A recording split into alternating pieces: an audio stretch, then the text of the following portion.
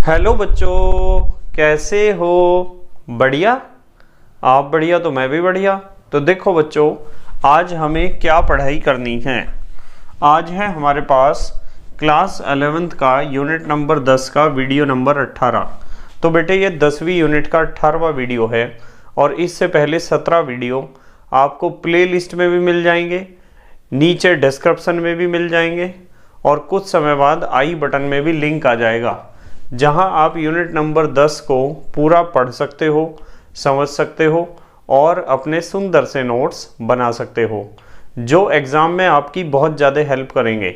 इसी के साथ साथ आपको नीचे डिस्क्रिप्शन में पीडीएफ नोट्स का लिंक भी मिल जाएगा और आप पीडीएफ नोट्स के लिए टेलीग्राम पर भी सर्च कर सकते हो KMD सहारनपुर। तो देखते हैं आज का हमारा टारगेट क्या है।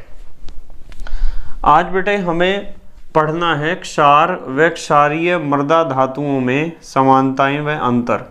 आपको पता है कि क्षार धातु किन्हें कहते हैं? क्षार धातु कहते हैं फर्स्ट ग्रुप के एलिमेंट्स को, और क्षारीय मृदा धातु किसे कहते हैं? सेकंड ग्रुप के एलिमेंट्स को। तो फर्स्ट ग्रुप और सेकंड ग्रुप के जो एलिमेंट्स हैं उनमें अंतर हमें देखना है कि क्या क्या अंतर पाया जाता है दोनों में और क्या क्या समानताएं होती हैं। तो जल्दी से अपनी नोटबुक में हेडिंग लिखो, क्षार व क्षारीय मृदा धातुओं में समानताएं। पहले समानताएं पढ़ते हैं। चलो ये हेडिंग लिख लो जो मैंने छोड़ दी है यहाँ। क्षार व क्षारीय मृदा धातुओं में समानताएं, ये हेडिंग लिख लो आप अपने नोटबुक में। क्षार व क्षारीय मृदा धातुओं में समानताएं। आपको पता है ना क्षार धातु किसे कहते हैं? क्षार धातु कहते हैं फर्स्ट ग्रुप के एलिमेंट्स को। और क्षारीय मृदा धातु किसे कहते हैं? क्षारीय मृदा धातु कहते हैं सेकंड ग्रुप के एलिमेंट्स को। ठीक है, तो हमें पहले देखनी है समानताएं। चलो मैं एक हेडिंग लिख देता हूं यहाँ, समानताएं।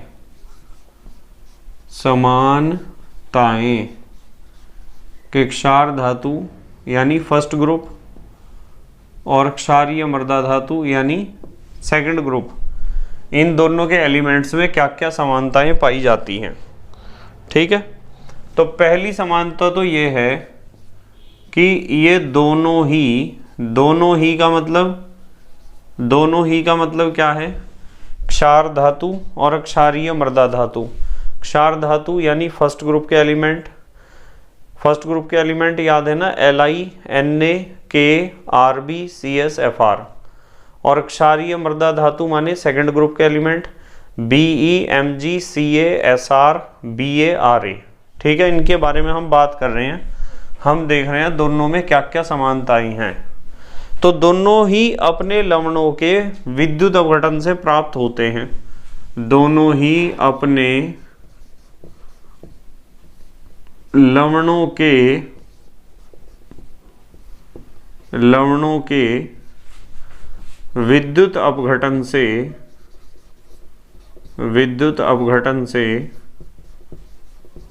अपने ही लवणों के विद्युत अपघटन से प्राप्त होते हैं। एक तो ये समानता है। जैसे मैं आपको कहूँ कि फर्स्ट ग्रुप यानी फर्स्ट ग्रुप का एक एलिमेंट है सोडियम। तो सोडियम कैसे प्राप्त होता है? NaCl का यानी सोडियम के लवण का विद्युत अपघटन कर दो तो सोडियम आपको मिल जाएगा।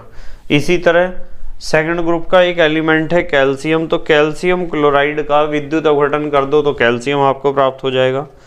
तो क्षार धातु की जब भी हम बात करेंगे तो ध्यान रखना है फर्स्ट ग्रुप की हम बात कर रहे हैं, और क्षारीय मृदा धातु की जब भी बात करेंगे तो सेकंड ग्रुप की बात कर रहे हैं। ये ध्यान रखना है आपको। तो हमने पहला समानता लिखा है कि दोनों ही अपने लवणों के विद्युत अपघटन द्वारा प्राप्त होते हैं या विद्युत अपघटन से प्राप्त होते हैं। और बेटे दूसरी समानता ये है कि ये दोनों ही का मतलब कौन कौन? क्षार धातुएं और क्षारीय मृदा धातुएं दोनों ही चांदी के समान सफ़ेद होती हैं। चांदी के समान कैसी होती हैं? सफ़ेद व चमकदार।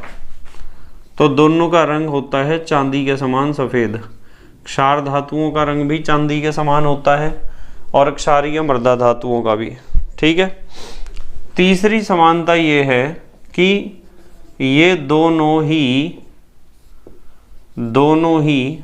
ही का मतलब क्षार धातुएं भी और क्षारीय मृदा धातुएं ही, ये भी दोनों ही वायु में रखने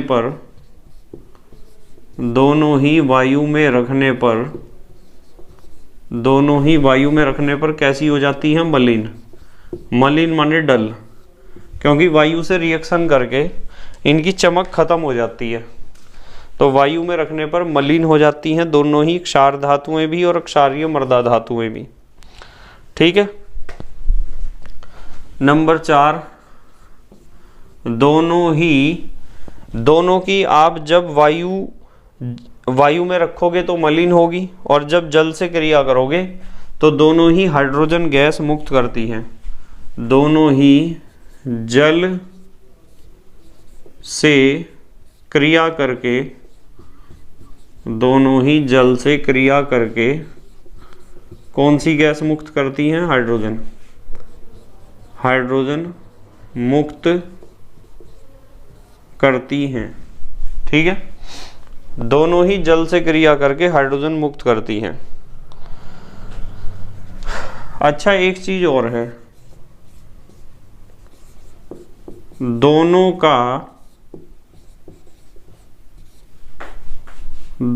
का धन विद्युतीय लक्षण या विद्युत धनात्मकता भी आप इसे कह सकते हो। दोनों का धन विद्युतीय लक्षण परमाणु क्रमांक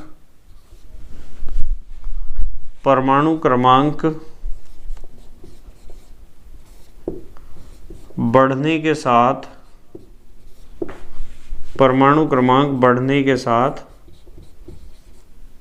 बढ़ता है।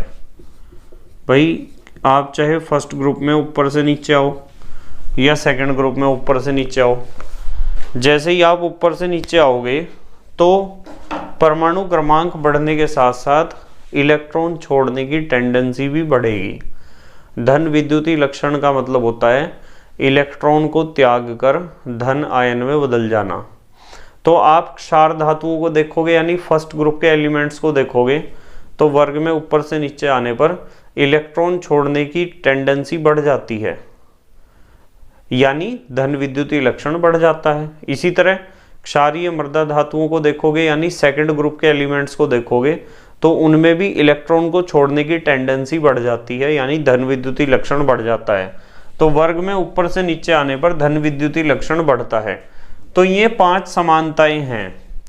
ये 5 तो बातें ऐसी हैं कि ये पांचों गुण क्षार धातुओं में भी पाए जाते हैं, यानी फर्स्ट ग्रुप के एलिमेंट्स में भी पाए जाते हैं, और क्षारीय मृदा धातु यानी सेकंड ग्रुप के एलिमेंट्स में भी पाए जाते हैं। ये पांचों तो हैं समानताएं। अब हम पढ़ेंगे, पहले आप जल्दी से पोज करके लिख लो, फिर हम इनकी तुलना करेंगे। लिख लिया बेटे? ठीक है। तो ये तो थी समानताएं, और इसके बाद हम करेंगे तुलना। क्षार धातुओं की और क्षारीय मृदा धातुओं की तुलना करेंगे कि इनमें गुणों में क्या क्या अंतर पाए जाते हैं, किस तरीके से। वैसे तो मैंने आपको सारा कुछ पढ़ा दिया है, पर जब हम तुलनात्मक अध्ययन करते हैं तो हमारे लिए चीज़ों को समझना ज़्यादा आसान हो जाता है। कंपैरेटिव स्टडी का ये फ़ायदा होता है। देखो चलो देखते हैं, एक मिनट जरा ये बोर्ड साफ कर दूं पहले, फिर देखते हैं। क्षार धातु और क्षारीय मृदा धातु, इनके गुणों की तुलना करेंगे। चलो एक हेडिंग लिखते हैं, गुणों की तुलना। हेडिंग लिखते हैं गुणों की तुलना। गुणों की तुलना। गुणों की तुलना। और गुणों की तुलना में हम यहाँ तो लिखेंगे भौतिक गुण, यहाँ तो लिखेंगे भौतिक गुण, ये लिख दिया मैंने भौतिक गुण, यहाँ तो भौतिक गुण लिखेंगे। और यहाँ लिखेंगे कि वो भौतिक गुण क्षार धातुओं में कैसे दिखाई देता है हमें। और यहाँ लिखेंगे क्षारीय मृदा धातु, क्षारीय मृदा धातुओं में वो भौतिक गुण किस प्रकार हमें दिखाई देता है। ठीक है, इस तरह हम तुलनात्मक अध्ययन करेंगे। तो मैं सबसे पहले तो आपको बताऊंगा भौतिक गुण में क्रियाशीलता। चलो, क्रियाशीलता यानी रिएक्टिविटी। तो फर्स्ट, क्षार धातु का मतलब पता है ना आपको, फर्स्ट ग्रुप के एलिमेंट। और क्षारीय मृदा धातु का मतलब क्या है, सेकंड ग्रुप के एलिमेंट। ठीक है, ये फर्स्ट ग्रुप के हैं क्षार धातु और क्षारीय मृदा धातु हैं सेकंड ग्रुप के एलिमेंट्स। तो क्रियाशीलता में यदि मैं क्षार धातुओं को देखूं तो इनकी क्रियाशीलता होती है अधिक। इनकी क्रियाशीलता अधिक क्यों होती है, क्योंकि इनका साइज बड़ा है और बाहरी कक्षा का इलेक्ट्रॉन नाभिक के ज़्यादा नज़दीक नहीं है। और बाहरी कक्षा का इलेक्ट्रॉन नाभिक के ज़्यादा नज़दीक नहीं है तो उसका बाहर निकलना आसान होगा, इसलिए ये ज़्यादा क्रियाशील हैं। धातुओं की क्रियाशीलता डिपेंड करती है कि धातु कितनी आसानी से इलेक्ट्रॉन को छोड़ता है। जबकि हैं तो ये भी ज़्यादा क्रियाशील, पर इनके मुकाबले कम है। तो आप यहाँ लिख सकते हो अपेक्षाकृत कम, अपेक्षाकृत कम। यानी यदि हम दोनों की क्रियाशीलताओं की तुलना करें तो क्षार धातुएं ज़्यादा क्रियाशील होंगी। ठीक है, क्यों होंगी ज़्यादा क्रियाशील, क्योंकि इनका साइज थोड़ा बड़ा है। साइज बड़ा है तो इलेक्ट्रॉन को छोड़ना इनके लिए ज़्यादा आसान है, इनके लिए उतना आसान नहीं है। तो ये ज़्यादा क्रियाशील है, ये कम क्रियाशील है। अब नंबर 2 पे हम बात करेंगे धात्विक गुण की। चलो, धात्विक गुण की बात करते हैं। धात्विक गुण भाई, जो जितनी आसानी से इलेक्ट्रॉन को छोड़ देगा और धनायन में बदल जाएगा वो उतना अच्छा धातु है। तो क्षार धातु तो बहुत आसानी से इलेक्ट्रॉन को छोड़ेंगी और धनायन में बदलेंगी, तो धात्विक गुण इनका तो अधिक है क्षार धातुओं का, यानी फर्स्ट ग्रुप के एलिमेंट्स का। और इनका अपेक्षाकृत कम है, इनसे कम है इनका। है तो उनके अंदर भी धात्विक गुण बहुत ज़्यादा है, पर दोनों की तुलना करो तो क्षार धातुओं का धात्विक गुण ज़्यादा है और क्षारीय मृदा धातुओं का उनसे कम है। तीसरे नंबर पे हम जिस भौतिक गुण का अध्ययन करेंगे वो है अपचायक गुण। भाई, जो जितनी आसानी से इलेक्ट्रॉन को त्याग देता है ना, वो उतना अच्छा अपचायक होता है। और इलेक्ट्रॉन को ये आसानी से त्यागती हैं, ये उतनी आसानी से नहीं त्यागते।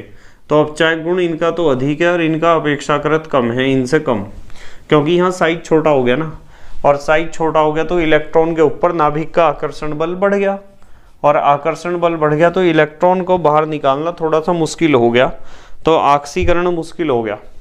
और यदि ऑक्सीकरण मुश्किल हो गया, जिसका ऑक्सीकरण ही मुश्किल से होता है वो तो अच्छा अपचायक मुश्किल से ही होता है।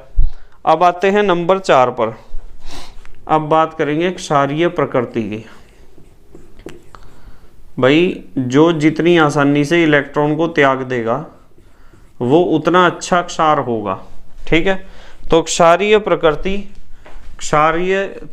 क्षार धातुओं के तो अंदर ज़्यादा होती है, इनके अंदर भी ज़्यादा है, पर इनकी अपेक्षाकृत कम है। दोनों में कौन ज़्यादा क्षारीय प्रकृति दिखाएगा, फर्स्ट ग्रुप के एलिमेंट्स। ठीक है, उसके बाद नंबर 5 पे हम बात करेंगे परमाणु व आयनिक त्रिज्या की। परमाणु व आयनिक त्रिज्या की बात कर रहे। चलो, आपको पता है कि फर्स्ट ग्रुप के एलिमेंट्स की परमाणु व आयनिक त्रिज्या क्या होगी, अधिक होगी, और इनकी अपेक्षाकृत कम होगी, क्योंकि इधर को जाने से त्रिज्या भी क्या होती है, घटती है। परमाणु त्रिज्या क्या होती है, इधर को जाने से घटती है। अब बात करेंगे हम नंबर 6 पर। नंबर 6 पर धात्विक बंध की बात करेंगे। चलो, धात्विक बंध, मेटेलिक बॉन्ड। अब देखो मैं बताता हूँ, इनका साइज होता है बड़ा तो इनमें धात्विक बंध बनेंगे दुर्बल, और इनका साइज छोटा है तो इनमें धात्विक बंध बनेंगे प्रबल। लो इस चीज में तो बाजी मार ली ना। धात्विक बंध किसका प्रबल होगा? क्षारीय मृदा धातुओं का। ठीक है। नंबर 7, गलनांक व क्वथनांक। अब मुझे यूं बताओ कि धात्विक बंध किसका मजबूत है? क्षारीय मृदा धातुओं का। तो गलनांक व क्वथनांक भी इन्हीं के ही अधिक होंगे। यहाँ हम लिखेंगे इनके गलनांक व क्वथनांक होते हैं कम, क्योंकि इनका धात्विक बंध दुर्बल है, और इनके होते हैं अधिक। आप ऐसे लिख सकते हो, अपेक्षाकृत कम, अपेक्षाकृत अधिक, ऐसे भी आप लिख सकते हो, कोई दिक्कत नहीं है। नंबर 8 पर हम बात करेंगे घनत्व व कठोरता की। भाई यहाँ लिखा घनत्व व कठोरता। अब मुझे एक बात बताओ, जब प्रबल बंध है तो घनत्व भी अधिक होगा इसी का ही, और इसमें दुर्बल बंध है तो घनत्व और कठोरता इसकी कम होगी। ठीक है। तो ये तो हुए हमारे कौन से गुण? भौतिक गुण। हमने बहुत सारे भौतिक गुणों के बारे में तुलनात्मक रूप से अध्ययन कर लिया है। अब हम रासायनिक गुणों का अध्ययन करेंगे। पहले तो जल्दी से पोज करके लिखो, आप पोज करके लिखो। लिख लिया? ठीक है। अब हम तुलना करेंगे रासायनिक गुणों की। ये तो थे भौतिक गुण जो काफी हद तक परमाणु त्रिज्या पर निर्भर कर रहे थे।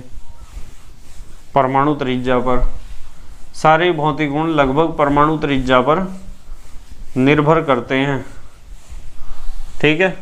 अब भौतिक गुणों की बात तो हमने कर ली, अब हम रासायनिक गुणों की तुलना करेंगे। चलो, तो यहां मैं हेडिंग लिखता हूं, यहां लिखता हूं रासायनिक गुण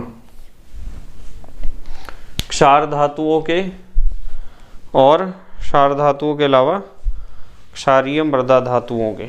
ठीक है। रासायनिक गुण। चलो एक मिनट दोबारा लिखता हूं इसे, रासायनिक गुण को। रासायनिक गुण, ये तो पेन ज्यादा पतला चल रहा। रासायनिक गुण,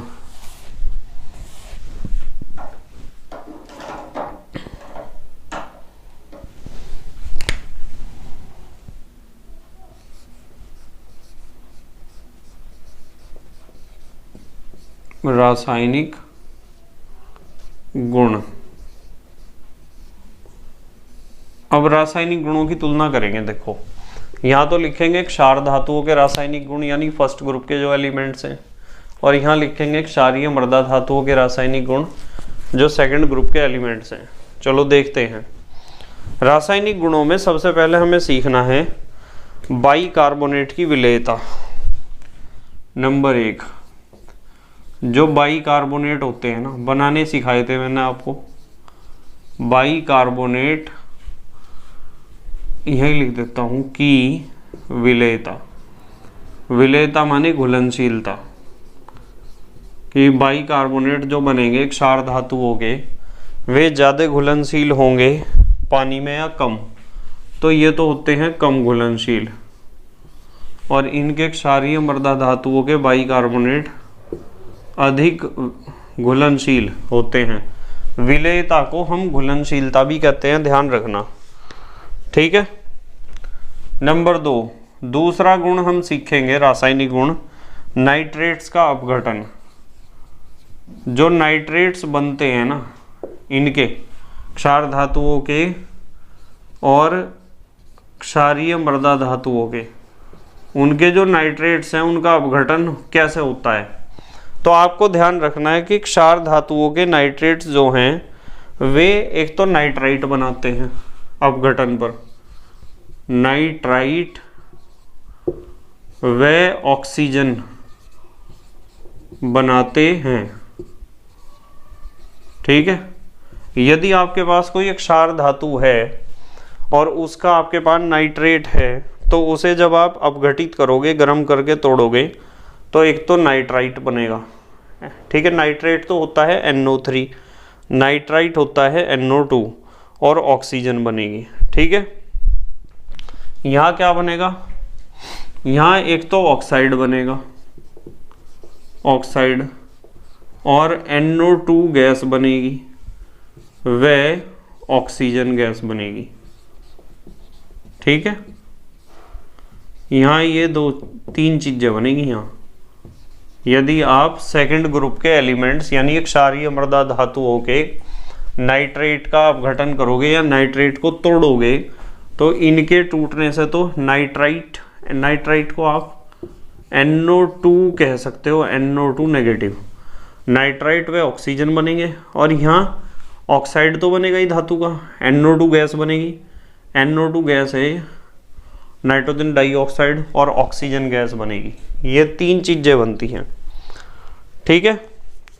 अब नंबर 3, तीसरा रासायनिक गुण जो हमें डिस्कस करना है, नंबर 3 पे हमें डिस्कस करना है सल्फेट कि जो इनके सल्फेट होते हैं ना, SO4 डबल नेगेटिव ऐसे होते हैं सल्फेट, और फास्फेट PO4 डबल नेगेटिव ऐसे फास्फेट होते हैं।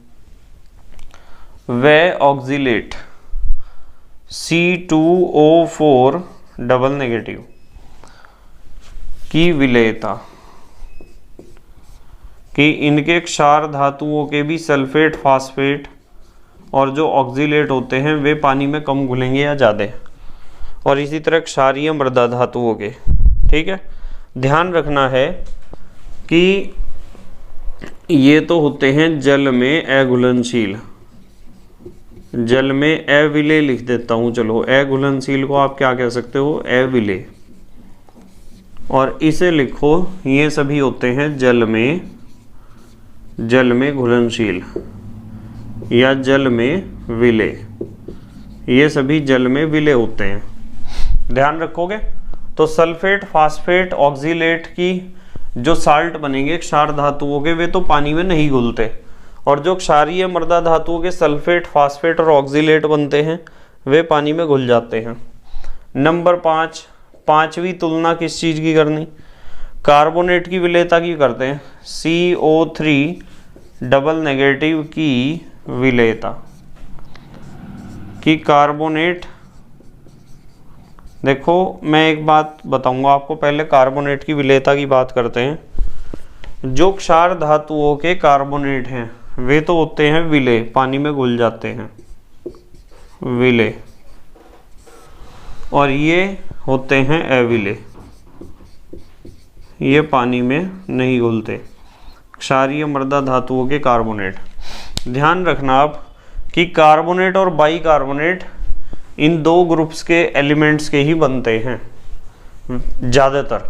आपको ज़्यादातर कार्बोनेट और बाइकार्बोनेट जो मिलेंगे वे फर्स्ट ग्रुप के एलिमेंट्स के होंगे या सेकंड ग्रुप के एलिमेंट्स के होंगे, यानी क्षार धातुओं के कार्बोनेट आपको देखने को मिलेंगे और क्षारीय मृदा धातुओं के कार्बोनेट आपको देखने को मिलेंगे।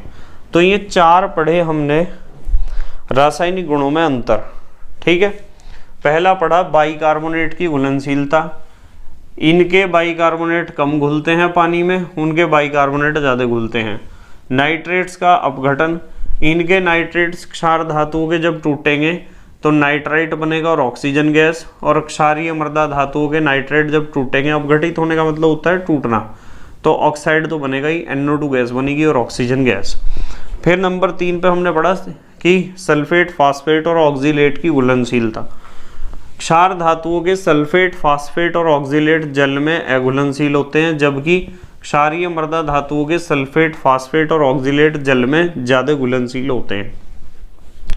कार्बोनेट की विलेयता, क्षारीय धातुओं के कार्बोनेट पानी में घुलते हैं और क्षारीय मृदा धातुओं के कार्बोनेट पानी में नहीं घुलते। तो अब हमारे देश के प्यारे प्यारे बच्चे जल्दी से पोज करके लिखेंगे या फिर स्क्रीनशॉट लेंगे। लिख लिया बेटे, ठीक है। तो बेटे मुझे उम्मीद है कि आपके समझ में आया होगा। हमने जो S ब्लॉक एलिमेंट्स में एक तो फर्स्ट ग्रुप पढ़ा था जिसमें हमने पढ़े थे Li, Na, K, Rb, CsFr, उन्हें हम कहते थे क्षार धातु, और एक हमने पढ़ा था या हम पढ़ रहे हैं second group BEMG CaSr BaRa, जिन्हें हम कहते हैं क्षारीय मृदा धातु, एल्केलाइन अर्थ मेटल्स। तो इन दोनों के गुणों का तुलनात्मक रूप से अध्ययन हमने किया है। पहले तो हमने देखी 5 समानताएं कि दोनों ग्रुप में जो एलिमेंट्स हैं उनमें क्या क्या समानताएं पाई जाती हैं, और फिर हमने करा तुलनात्मक अध्ययन। उसमें भौतिक गुणों का भी हमने अंतर देखा और यहाँ देखा है रासायनिक गुणों का अंतर। ठीक है, इनमें से हर एक पॉइंट अपने आप में क्वेश्चन है। किस तरह देखो, क्वेश्चन ऐसे आता है कि क्षार धातुओं के कार्बोनेट पानी में ज्यादा घुलनशील होते हैं या क्षारीय मृदा धातुओं के कार्बोनेट पानी में ज्यादा घुलनशील होते हैं। तो आपको बताना है कि क्षार धातुओं के कार्बोनेट पानी में अधिक घुलनशील होते हैं। इस तरह के क्वेश्चन आते हैं, छोटे छोटे क्वेश्चन। ठीक है, तो बस मेहनत और ईमानदारी से अपनी पढ़ाई करते रहो और अपने हैंड रिटन नोट्स बनाते रहो। ठीक है, और प्लेलिस्ट के अनुसार आपको पढ़ना चाहिए और वीडियो का स्पीड अपने अकॉर्डिंग सेट कर लेना चाहिए। जितना आपको लगता है हाई स्पीड पर आप देख सकते हो, उतने हाई स्पीड पर आपको वीडियो देखना चाहिए। तो thank you very much for watching this video. Okay, bye.